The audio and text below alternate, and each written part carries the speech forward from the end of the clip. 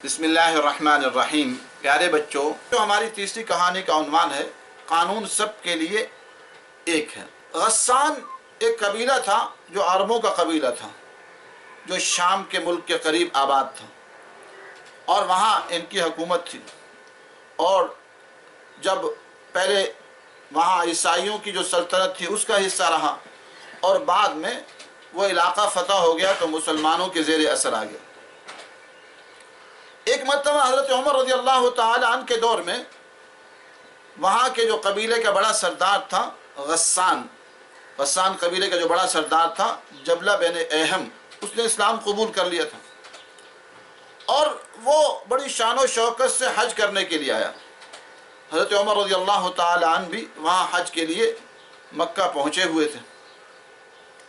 جبلہ بن ایہم جس وقت کعبے کا طواف کر رہا تھا تو اس کے جو چادر تھی اس پر کسی غریب بدو کا پاؤں آ گیا، تو اس پر جبلہ بن ایہم کو بڑا غصہ آیا، اور اس نے غریب بدو کو اس زور سے تھپڑ لگایا کہ اس کی آنکھ جو ہے وہ متاثر ہو گئی کافی۔ اس غریب بدو نے حضرت عمر رضی اللہ تعالی عنہ کی خدمت میں پیش ہو کر شکایت پیش کی، تو حضرت عمر رضی اللہ تعالی عنہ نے جبلہ بن ایہم کو بلایا اور پوچھا کہ تم نے بدو کو تھپڑ مارا ہے؟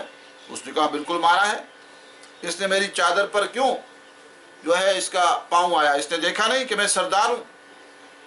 حضرت عمر رضی اللہ تعالی عنہ نے کہا کہ اسلام نے اونچ نیچ کی تمیز ختم کر دی، یہاں سارے کے سارے برابر ہیں، اب اس زیادتی کا بدلہ تمہیں دینا ہوگا اور تمہیں تھپڑ مارا جائے گا اس کے بدلے میں۔ تو وہ حیران ہوا کہ مجھے تھپڑ مارا جائے گا؟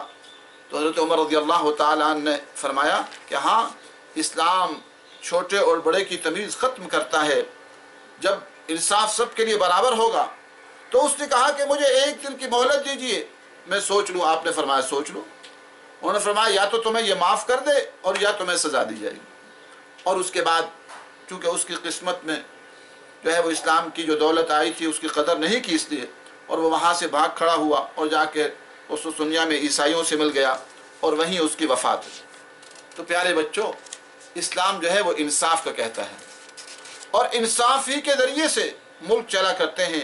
اور جہاں امیر اور غریب کے لیے قانون الگ ہوں، جنرل پرویز مشرف کے لیے الگ قانون ہو کہ اس پر قتل کے مقدمات بھی ہوں تو وہ عدالت میں حاضر ہی نہیں ہوتا اور پیش ہی نہیں ہوتا، اور ان بیچاروں کا جو ہے وہ علاج ہی پاکستان میں نہیں ہوتا، اور وہ کہتا ہے کہ میں بیمار ہوں اور مجھے باہر جانے دیا جائے۔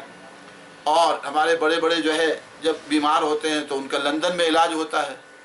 تو امیر اور غریب کے لیے قانون اور ہے ہمارے ملک میں، چونکہ اسلامی نظام نہیں ہے۔ اگر اسلامی نظام ہوتا تو یہ حالات نہیں ہوتے۔ بلوچستان کے علاقوں میں چلے جائیے، دور دور تک ہسپتال نہیں ملیں گے، دور دور تک لوگوں کو دوائی نہیں ملے گی، سڑکیں نہیں ملے گی، اور تھر میں چلے جائیے بچے مر رہے ہیں۔ اور دوسری طرف پیارے بچوں، چونکہ اسلامی نظام نہیں ہے، جمہوریت کا پرفریب ایک طاغوتی نظام ہے، اس کی وجہ سے امیر امیر تر ہے اور غریب غریب تر ہوتا چلا جا رہا ہے، ٹیکسوں کی بہتات ہے۔ تو اس کا واحد حل یہ ہے کہ اسلامی نظام کو نافذ کیا جائے، جس اسلامی نظام میں امیر اور غریب کا فرق ختم کر دیا جاتا ہے اور انصاف سب کے لیے برابر ہوتا ہے۔